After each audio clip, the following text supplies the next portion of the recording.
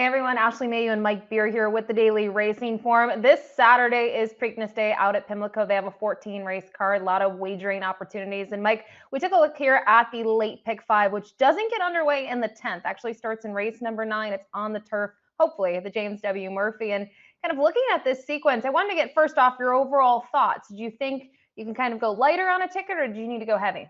I felt like we could maybe get away with going lighter. The turf races, I feel like there are ways to spread around a little bit. Maybe I don't know that I would really want to use too many short prices in those races, but they do feel a little bit more wide open. You end it with the Preakness now, which is a totally different race with morning line favorite Muth scratching. I didn't think you had to go deep anyway. Now you can probably get away going even a little cheaper. You mentioned maybe the turf races is where you can get some coverage. And as we mentioned, kicks off here in race number 9 for 3-year-olds, the James W. Murphy, $100,000 mile here on the grass and a big field of 12. Now, wanted to kick it off here with a replay on the number 4, Twirling Point. We're not going to look at the last out effort, but actually 2 back, a win out at Santa Anita. And this horse was cross-listed in the Caesars Handicap, which actually Horseshoe Indy canceled on Wednesday. So doesn't matter. It looks like this one might stay in here at Pimlico. And I thought this was a nice performance to pick up that second career victory, again, in front end fashion. Yeah, he looked good winning this race. He had all the best of it in here with a really easy trip on the lead, but I just liked the way that he won. And I think that he beat a pretty good horse, too, and Formidable Man, who was second to him there. And I like that race, Ashley, and I just like the fact that he's been very versatile in his career. You can go to the front with him, but if he doesn't make the lead, it's not really an issue for him. He's fine without the lead as well. He's got good synthetic form, but I actually think he's a better turf horse. And you mentioned, I mean, he's been consistent throughout his career. His lone poor effort was on debut, 7/8 at Kentucky Downs, which probably explains itself all in that statement. And even the rush away last time out, as you mentioned, he can close from off at Trickery. The winner came back to win at a huge price on Kentucky Derby weekend at Churchill. So maybe there is some upside with Twirling Point, 4-1 on the morning line. In terms of others, we kind of spoke offline a moment ago. Both have some interest here in the number 7, Crystal Quest, out of the Mike Trombetta barn. 3 in a row so far, but has been able to kind of handle that step up in class with each effort. Yeah, he's probably going to have to improve one more time against this field, but I like he's very lightly raced, this horse, and he's won 3 in a row. The win in between there on the all weather was certainly a fine performance, but I really like his 2 turf races. Even the maiden one, I know it was maybe a little bit of a cheaper race, but they just sat wide with him. Really liked the way he finished to close that race down. I think this horse still has forward to go. Not sure he's overmatched by these horses, and he might be a very fair price in here. As a big field of 12, are there any others that caught your eye in this group? I'm probably going to throw in, I'm definitely using the 4 and the 7. I'm probably going to throw in the 1, Lucky Jeremy, who's first time turfing here with a little bit of pedigree. And his race on the all-weather surface 2 starts back, I thought was actually a really good performance on a fast pace in a race that went to closer. So I feel like maybe he handles the turf. We'll see if he does. I think he's a good price. I want to use him from the rail. Maybe a little bit of the 6 Naptown also, who's got to move forward, but I think that horse has some ability. All right, we'll move on to the second leg, race 10 and the $100,000 Sir Barton and mile 16th on the dirt for 3-year-olds, and another nice fields here. Overall thoughts, at least on my end here, I thought the horses coming out of Oaklawn might carry a little bit of an edge. What were your thoughts? Yeah, I struggled with this race a little bit. I feel like you just kind of have to decide, at least the way I looked at it, and you can go ahead and tell me if you agree or disagree. But you got to start out with the 2 morning line favorites here, Corporate Power and Tuscan Sky, and just decide what you want to do with those 2 horses. I realized that either one of them could easily win this race. Personally, I'm not thrilled, and I didn't really want to spend a lot of money including those horses. I really like the horse drawn to the outside here for Steve Asmussen, and that's the horse I want to lean on in this pick 5. I kind of agree with you what you said about the favorites. I mean, Tuscan Sky, I thought a horse that I would include, but the one that I couldn't include at 9-5 was Corporate Power. I actually thought about pulling the replay, and if I'm being honest, I don't know, I wasn't enamored with the performance last time out. I thought he left a little bit to be desired. He is going to get blinkers on. Now, we talked about in here Imperial Gun, a horse coming out of Oaklawn Park. Another one that we'll take a look at the replay first for is the number 7, Mighty Message, who ends up picking up that second career victory, going long for the first time on the dirt. And I thought this horse did everything right. He needed to have some tenacity and grit in these final stages, and he's going to win. He's actually a big price in here as well. He's 8-1. He just gets up here in time. And I thought at 10-1 on the morning line, these connections, I don't know, I thought he was maybe sneaky in this spot. Yeah, I agree. I feel like if you wanted to include a bigger price, he would be the one that I would go to as well. I like his tactical speed. I think he can get the right trip in this race. which could just, sort of go a long way against a field like this one. So we'll see what happens. As far as, your point on Corporate Power is one that I agree with. I mean, I guess he ran fine last time. I didn't really love that performance. And more than anything else, I didn't really like his maiden win 2 starts back. I didn't think that he ran that well that day. Now he's gone off favorite in those 2 starts. Now we showed that replay for Mighty Message. The exact race after that on the 20th of April at Oaklawn Park was Imperial Guns race. And we're looking at this. This was the Bathhouse Row for $200,000 a mile and an eighth. And I mean, you kind of feel bad for him in the final stages here because he looks like he's, keep on grinding away here, but he's just going to be second best behind Informed Patriot. It's a narrow margin of defeat. And I thought maybe he had some excuses in this race. Yeah, me too. I don't think he got he didn't have a terrible trip in it, but he didn't have a perfect one either. And he's really making up ground at the end. I really like this performance. They tried the Arkansas Derby 2 back. Who cares? He was never going to win that race. And this horse started out his career, I thought, like he had a lot of potential. And if he can deliver on it against a field like this, I just think that he can win. And he's going to be no better than third choice in this race.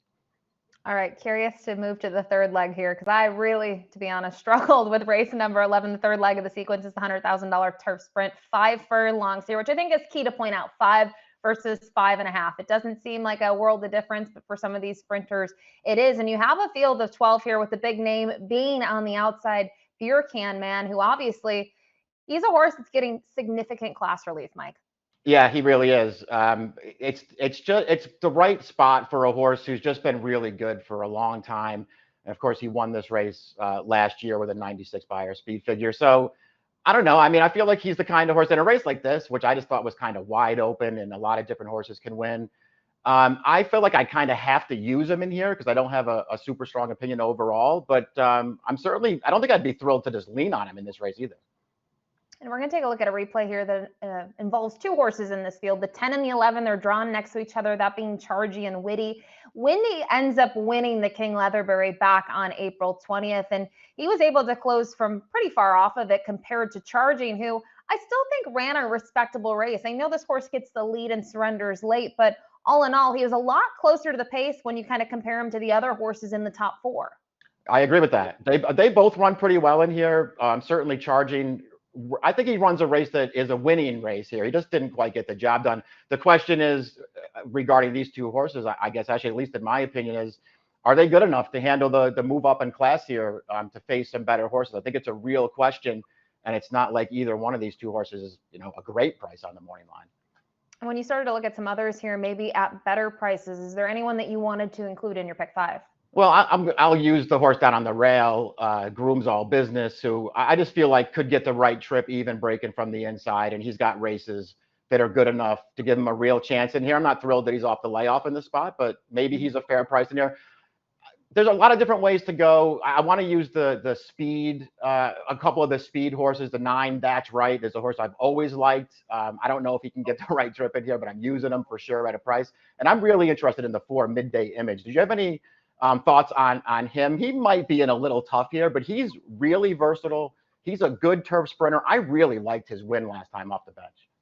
I'll be honest, I was borderline using him just because I think this race is just interesting for so many reasons. There's 3 horses we haven't seen off a layoff, right? So you don't really know what they're going to do. And there's so many horses in here like Midday Image, second start off the layoff. But in kind of contrast to the other horses that are making their second start off the layoff, he ran really well first time off the layoff. I thought that was a good performance. I mean, I guess you could say maybe the Beyer's on the light side, but for a return, I don't really care. And I think looking at him in kind of this distance, I wonder if maybe 5 comes up a little short for him. But at the same time, you go down the page, we haven't seen him at 5. They're all 5.5. So it's really tough to say depending what those fractions are. I didn't use him, but I think at the bigger prices, he would probably be the one that I would use. Yeah, I'm concerned about the shorter distance for him as well. It doesn't seem like a big difference, but 5 to 5.5, it is a pretty big difference. So that's the field there. Yeah, this is a wide open event, as I mentioned. There's so many little factors in here because I do feel like there's some horses that they've had their fair share of tries in 2024, and they're just not maybe in the same form as they were in prior years. So we'll see. That is the third leg of the sequence. We move on to the dinner party next, grade 3 event, 1.125 miles on the turf course. And I decided to go kind of here on the lighter end, but I was curious in terms of your ticket structure, what you felt about this race 12. I really don't have a strong opinion in here. It really bothers me about this race. I wound up, we'll get to the tickets eventually. I wound up using Emmanuel, who's the morning line favorite. I'm not a huge fan. He can win here. I didn't want to leave him out because I am using some prices in some of the other legs. And so I have him in there, but I don't think he has to win here at a short price. I feel like I could have gone way deeper, actually, and I wound up not doing that. I'm using the horse I'm most interested in. We'll just start there. I'm most interested in the one Highland Chief. Is this 9 furlongs a little short for him? Maybe, but to me, he's the class of the race. His best race is clearly good enough to easily beat these horses. I thought he ran a sneaky good race off the long layoff last time, going a mile and a half. You talk about a long layoff. We hadn't seen him since Breeders' Cup weekend of 2022, and then we saw him in late April. And I agree. Look at his last 6 efforts. 3 of them have been against Grade 1 competition. Now, I want to pose a question here. I did not use either of these horses, but with the forecast and potentially, there's been talk of some rain. I know sometimes we talk about this, that it doesn't affect your picks, but in the case of Emmanuel, if there's moisture in the turf course, do you kind of shy away from him based on those 2 runs with some give in the ground? Yeah, I mean, it's definitely something that you want to consider. I didn't want to get too caught up in the last race because I feel like he was just in way over his head against those horses. Really though, I try not to put too much stock in that kind of stuff unless it's apparent that horses really don't like whatever the conditions are going to be. And to be honest, Ashley, I could throw Emmanuel out anyway, even if the turf is firm, because I just don't think he's that good. Yeah, we went in different directions here. I'll show a replay of who my top pick in here is, and that's the number 5 Running Bee, who we're going to take a look at the race on opening weekend at Keeneland on Bluegrass Day. And I know it's not a huge field, and in terms of this kind of level of competition, you look at the names in here, okay, he faced Masterpiece, so I know those connections had high hopes for at one point, right? But to me, it was the trip that he got. He got a nice trip where he's able to just kind of sit off the pace and make that one run. It ends up being the winning run, and it was just in time. It was at the 1.16 distance, I think, going to 1.125. This should be just fine for him. It's Chad, it's Tyler. You're not going to get a great price, though. We know that at 9-2. Yeah, listen, maybe 9-2 is actually a fair price though on him against here. He's got something to prove here. I can't argue with using this horse in the pick 5. I feel like there's a really good trip coming for him, and like you, I just liked his last race. And then others in here, I thought maybe at a little bit of a price on the outside, I would take a look at the 12 Fantastic again. This one out of the Wesley Ward barn. Tried the 1.125 last time out again, but that was at Turfway Park. We see those 2 tries. He's been 3rd at both of them. Yes, a tone and finished in front of him, but I just thought last year he had one good local effort at Pimlico. It was going a mile. And the big thing, I guess the question will be, can he get the 1.125 distance? I feel like maybe he's more of a mile or a 1.16, but I did think he's training well. And I feel like for Wesley and Johnny, the price should be fair on a runner like this. I agree. We'll see if he's good enough to beat horses like this. Now that you've mentioned him, our friend Dan Illman has also tried to talk me into this horse, so maybe I'm just going to have to throw this horse in there somewhere. Or maybe that's maybe a reason to toss it, right? Both Dan and I on the same horse. So we'll round it out here in the feature event, the Grade 1 Preakness, the second leg of the Triple Crown. And as you mentioned, kind of before we kicked this off, there was a key scratch announced on Wednesday. Muth has spiked a fever. They've decided to scratch him here. He was the morning line favorite. There's a lot to be said about him from a pace perspective. And now we're with a field of 8. And kind of what are your now impressions of the Preakness as a whole? It's just super annoying that Muth is scratched out of this race as the morning line favorite, because I was just dying to bet against him in this race at a short price. And now that he's out, the race just loses all interest to me. It makes Mystic Dan, I guess, that much tougher to beat. I still prefer Catching Freedom to him. He's not going to be any kind of an interesting price anymore, but I just still really like him in here.